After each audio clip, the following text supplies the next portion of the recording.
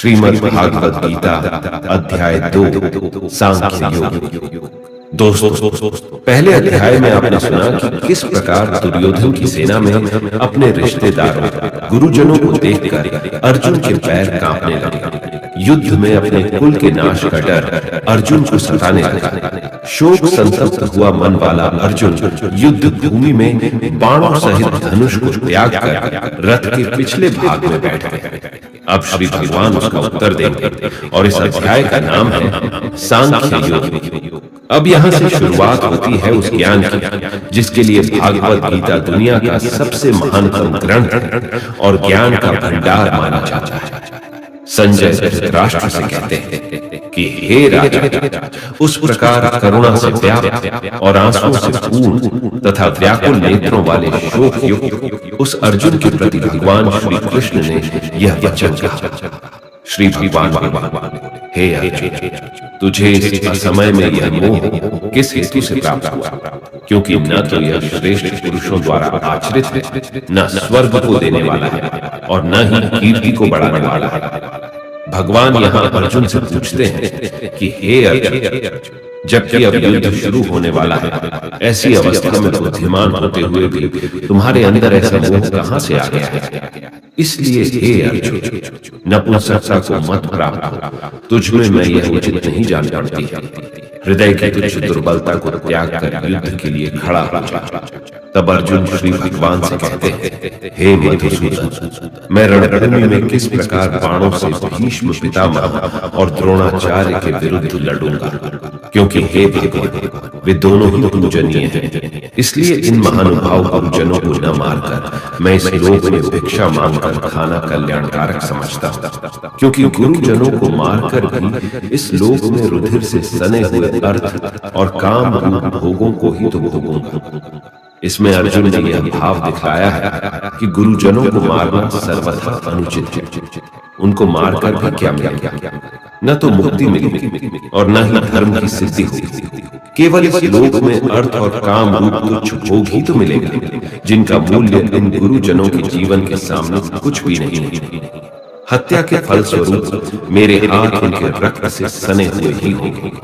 इसलिए ऐसे भोगों को प्राप्त करने के लिए गुरुजनों का वध करना कदापि उचित नहीं है।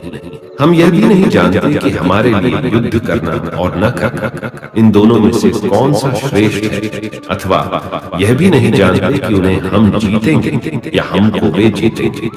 और जिनको मारकर हम जीना भी नहीं चाहते, वे ही हमारे आत्मीय धृतराष्ट्र के पुत्र हमारे मुकाबले में खड़े हैं। इसलिए मैं आपसे पूछता हूँ कि जो साधन निश्चित कल्याणकारक हो वह मेरे लिए कहिए, क्योंकि मैं आपका शिष्य हूँ। इसलिए मुझको शिक्षा दीजिए, क्योंकि भूमि में निष्कंटक धन धान्य संपन्न राज्य को और देवताओं के स्वामी बने को प्राप्त होकर भी मैं उस उपाय को नहीं देखता जो मेरी इंद्रियों के सुखाने वाले शोक को दूर कर सके। इसमें अर्जुन ने यह भाव दिखाया है कि युद्ध में विजय पा लेने पर ज्यादा से ज्यादा मैं इस पृथ्वी पर राज्य प्राप्त कर लूंगा, परंतु यदि मुझे देवताओं का आधिपत्य भी मिल जाए तो भी वह मेरे इंद्रियों को सुखा देने वाले शोक को दूर करने में समर्थ नहीं है। इसलिए मुझे कोई ऐसा उपाय बताएं जो मेरी इंद्रियों को सुखाने वाले शोक को दूर करके मुझे सदा के लिए सुखी बनाए।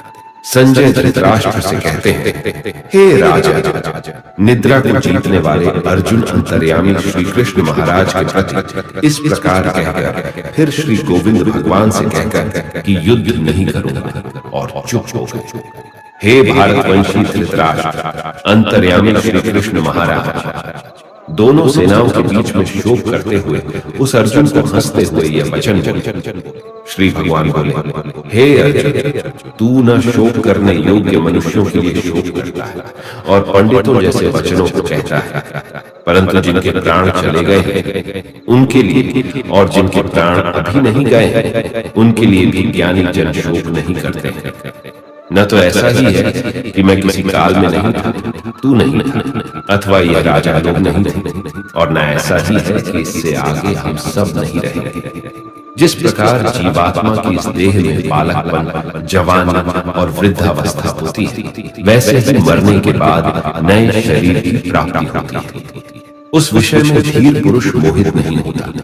इसमें श्री भगवान के कहने का भाव है कि जिस प्रकार बालक, जवानी और बुढ़ापा ये अवस्थाएं आत्मा की नहीं होती हैं, स्थूल शरीर की होती है और आत्मा में उनका आरोप किया जाता है, ठीक उसी प्रकार एक शरीर से दूसरे शरीर में आना जाना भी वास्तव में आत्मा का नहीं होता, सूक्ष्म शरीर का ही होता है और उसका आरोप आत्मा में किया जाता है। इसलिए इस तत्व को नहीं जानने वाले अज्ञानी जन ही मरने वाले का शोक करते हैं। धीर पुरुष ऐसा नहीं करते, क्योंकि उनकी दृष्टि में आत्मा का शरीर से कोई संबंध नहीं है। इसीलिए तुम्हारा शोक करना उचित नहीं है। हे कुंती, सर्दी गर्मी और सुख दुख को देने वाले इंद्रिय और विषयों के संयोग तो उत्पत्ति विनाशशील और अनित्य है, इसीलिए ये भारत उनको सहन कर।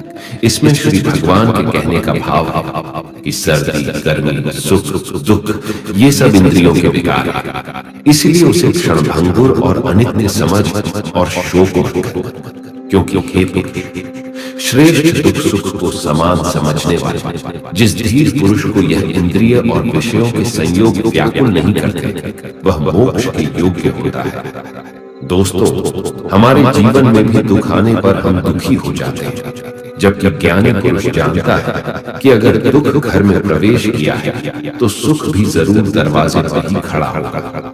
इसलिए जो मनुष्य किसी भी विषम परिस्थिति से व्याकुल नहीं होता, वैसा ज्ञानी मनुष्य परमात्मा की प्राप्ति का पात्र बन जाता है। असत वस्तुओं की सत्ता नहीं है और सत्य का अभाव नहीं है। इस प्रकार इन दोनों का ही तत्वज्ञानी पुरुषों द्वारा देखा गया है। इसमें भगवान श्री कृष्ण का भाव है कि असत अर्थात शरीर इंद्रिय की कोई सत्ता यानी भाव नहीं है। इसलिए अपने स्वजनों के शरीर की नाश की आशंका से शोक करना अनुचित है। सत्य का भाव यहाँ परमात्मा से, परमात्मा सर्वव्यापी है, अखंड और निर्विकार है। इसलिए यदि तुम आत्म रूप से अपने स्वजनों के नाश की आशंका करके शोक करते हो, तो भी तुम्हारा शोक करना उचित नहीं है। नाश रहे तो तू उसको जान, जिससे यह संपूर्ण जगत दृश्य वर्ग व्याप्त है।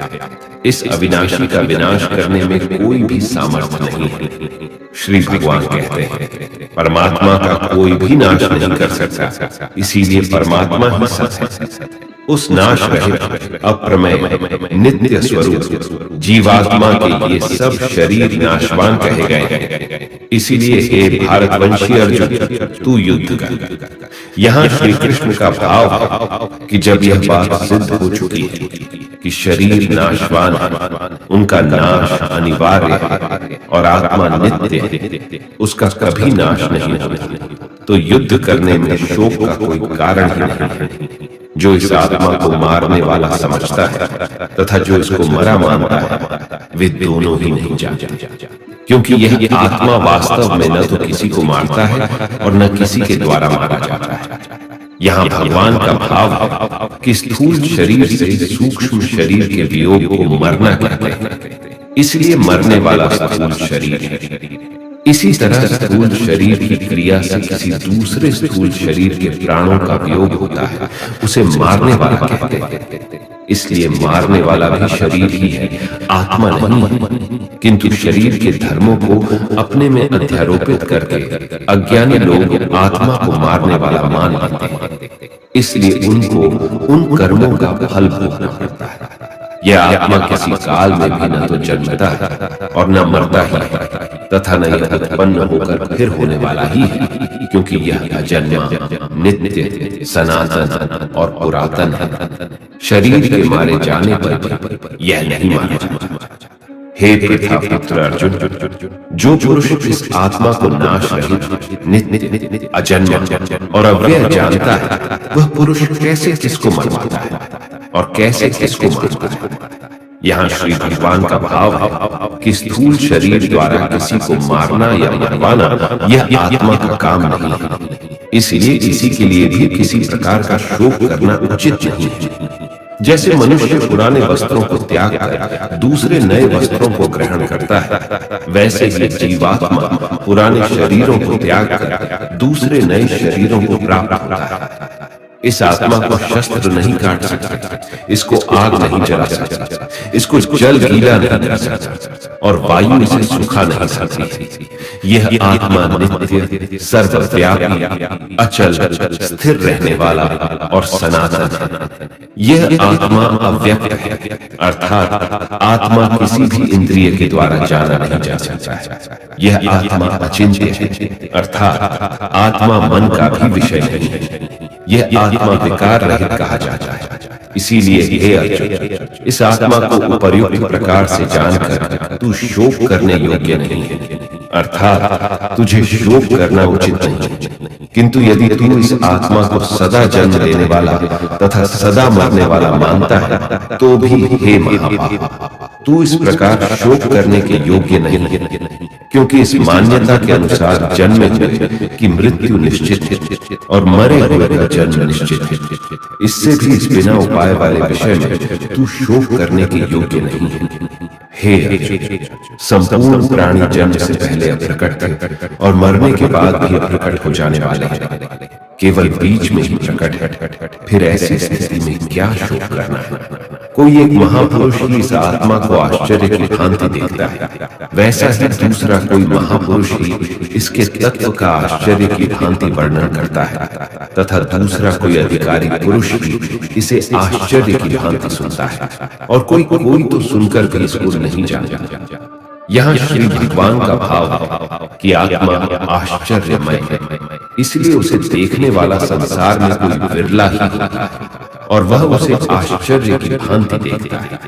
जो महापुरुष परमात्मा को जानने वाले हैं, जो संपूर्ण वेदों और शास्त्रों के ज्ञाता है, वे ही आत्मा का वर्णन कर सकते हैं और उनका वर्णन करना भी आश्चर्य की भांति होता है।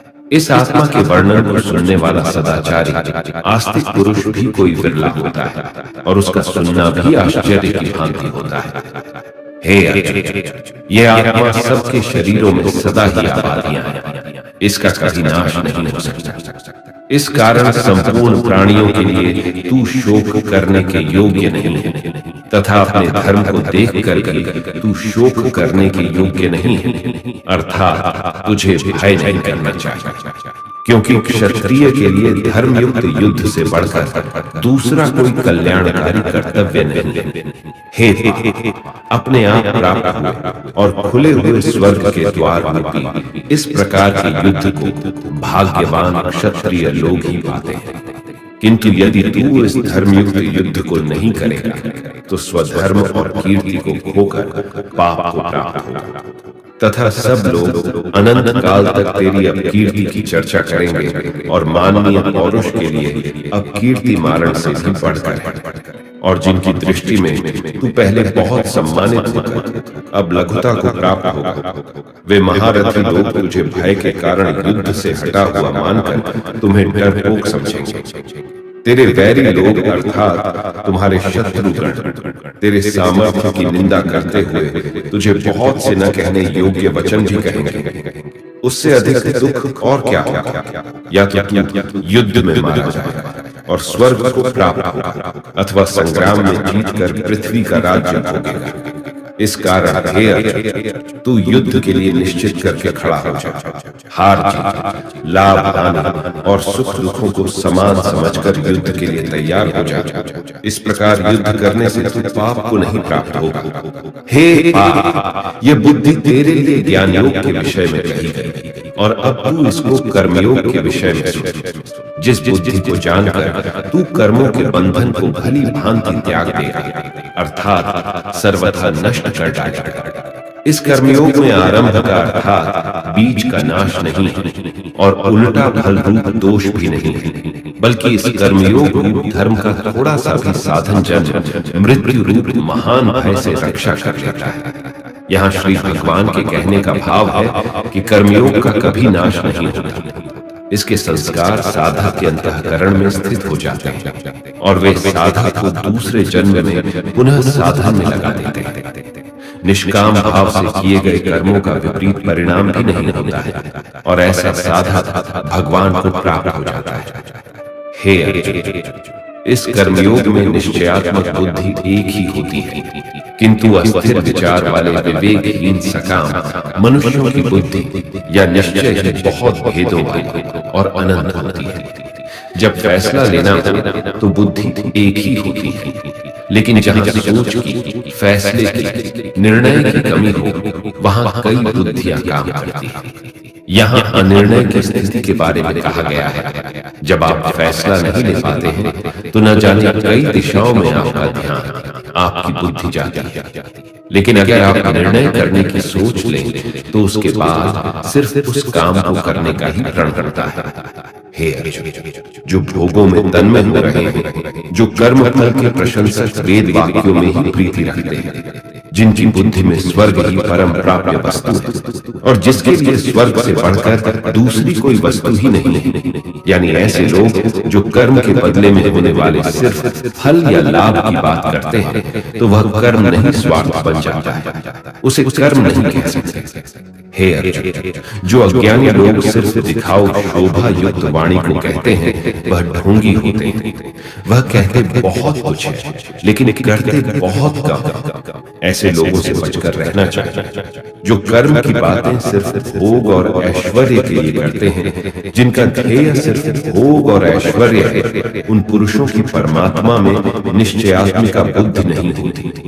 हे अर्जुन, वेदों के कर्मकांड हमारी प्रकृति के 3 गुणों से जुड़े हैं, इसलिए तू उन भोगों एवं उनके साधनों में आसक्तिहीन, हर शोक आदि द्वंद्वों से रहित, योग और क्षेम को न चाहने वाला और स्वाधीन अंतकरण वाला। यहाँ श्री भगवान कहते हैं, वेद भी सिर्फ 3 गुणों में समाप्त हो जाते हैं, उससे आगे वे भी नहीं जाते, उससे आगे है कर्म।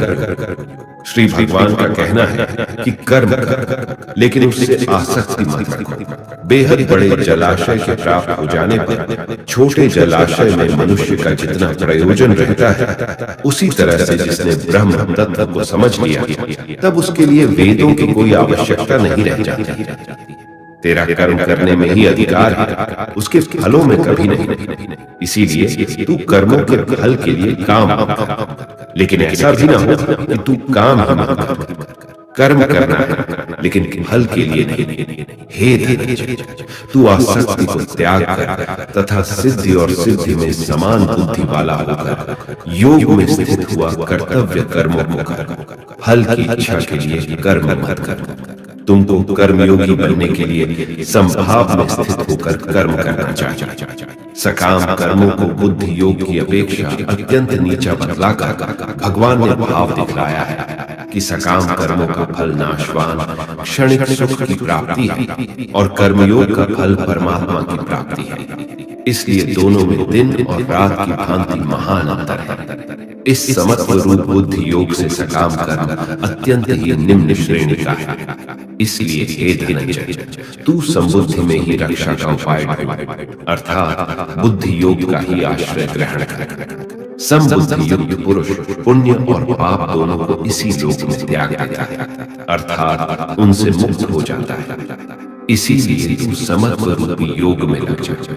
ये समत्व रूपी योग ही कर्मों में कुशलता है, अर्थात कर्म बंधन से छूटने का उपाय है। क्योंकि संबुद्धि से युक्त ज्ञानी जन कर्मों से उत्पन्न होने वाले फल को त्याग कर जन्म रूप बंधन से मुक्त होकर निर्विकार परम पद को प्राप्त हो जाते हैं। जिस काल में तेरी बुद्धि मोह रूप दलदल को भली भांति पार कर जाएगी, उस समय तू सोने हो और सुनने में आने वाले इस लोक और परलोक संबंधी सभी भोगों से वैराग्य को प्राप्त हो जाएगा। भांति भांति के वचनों को सुनने से विचलित हुई तेरी बुद्धि जब परमात्मा में अचल और स्थिर ठहर जाएगी, तब तू योग को प्राप्त हो जाएगा, अर्थात तेरा परमात्मा से नित्य संयोग हो जाएगा। अर्जुन बोले, हे केशव, समाधि में स्थित परमात्मा को प्राप्त हुए स्थिर बुद्धि पुरुष का क्या लक्षण है? वह स्थिर बुद्धि पुरुष कैसे बोलता है, कैसे बैठता है और कैसे चलता है? श्री भगवान बोले, हे अर्जुन, जिस काल में यह पुरुष मन में स्थित संपूर्ण कामनाओं को भली भांति त्याग देता है और आत्मा से आत्मा में ही संतुष्ट रहता है, उस काल में वो स्थित प्रज्ञ कहा जाता है। दुखों की प्राप्ति होने पर जिसके मन में उद्वेग नहीं होता, सुखों की प्राप्ति में जो सर्वथा स्पृहा रहित तथा जिसके राग, भय और क्रोध नष्ट हो गए, ऐसा मुनि स्थिर बुद्धि कहा जाता है। जो पुरुष सर्वत्र स्नेह रहित होकर शुभ या अशुभ वस्तुओं को प्राप्त होकर न प्रसन्न होता है और न द्वेष करता है, उसकी बुद्धि स्थिर है। कछुआ सब ओर से अपने अनुभव को जैसे समेट लेता है, वैसे ही जब यह पुरुष इंद्रियों के विषयों से इंद्रियों को सब प्रकार से हटा लेता है, तब उसकी बुद्धि स्थिर है, ऐसा समझना चाहिए। इसलिए साधक को चाहिए कि वह उन संपूर्ण इंद्रियों को वश में करके समाहित चित्त होकर मेरा ध्यान करे, क्योंकि जिस पुरुष की इंद्रियां वश में होती हैं, उसी की बुद्धि स्थिर हो जाती है। विषयों का चिंतन करने वाले पुरुष की उन विषयों में आसक्ति हो जाती है। आसक्ति से उन विषयों की कामना उत्पन्न होती है और कामना में विघ्न पड़ने से क्रोध उत्पन्न होता है। क्रोध से भ्रम पैदा होता है। स्मृति में भ्रम हो जाने से बुद्धि का नाश हो जाता है और बुद्धि का नाश हो जाने से उस पुरुष का पतन हो जाता है। जिस प्रकार हवा के झोंके नाव को भटका देती है, ठीक उसी प्रकार मनुष्य की इंद्रियां उसकी बुद्धि को भटका देती है। इसलिए हे महाबाहो, जिस पुरुष की इंद्रियां उसके वश में होती हैं, उसी की बुद्धि स्थिर है। भगवान श्री कृष्ण कहते हैं, जिस प्रकार समुद्र की स्थिति अचल है, भारी से भारी आंधी तूफान आने पर या अनेक नदियों के जल प्रवाह उसमें प्रविष्ट होने पर भी वह अपनी स्थिति से विचलित नहीं होता, मर्यादा का त्याग नहीं करता, उसी प्रकार परमात्मा के स्वरूप में स्थित योगी की स्थिति भी सर्वथा अचल होती है। बड़े से बड़े सांसारिक सुख दुखों का सहयोग वियोग होने पर भी उसकी स्थिति में जरा भी अंतर नहीं पड़ता। वह योगी परमात्मा में नित्य, निरंतर, अटल और एक रस स्थित रहता है। जो मनुष्य संपूर्ण कामनाओं को त्याग कर ममता रहित, अहंकार रहित और स्पृहा रहित होकर विचरण करता है, वही मनुष्य शांति को प्राप्त कर पाता है। हे पाप, यह आध्यात्मिक जीवन का पथ अर्थात ब्रह्मा की प्राप्ति का पथ, जिसे प्राप्त करके मनुष्य कभी मोहित नहीं होता है। यदि कोई जीवन के अंतिम समय में भी इस पथ पर स्थित हो जाता है, तब भी वह मेरे परम धाम को प्राप्त होता है। इस प्रकार उपनिषद, ब्रह्म विद्या तथा योग शास्त्र रूप श्रीमद् भागवत गीता के श्री कृष्ण अर्जुन संवाद में सांख्य योग नाम का दूसरा अध्याय संपूर्ण हुआ है।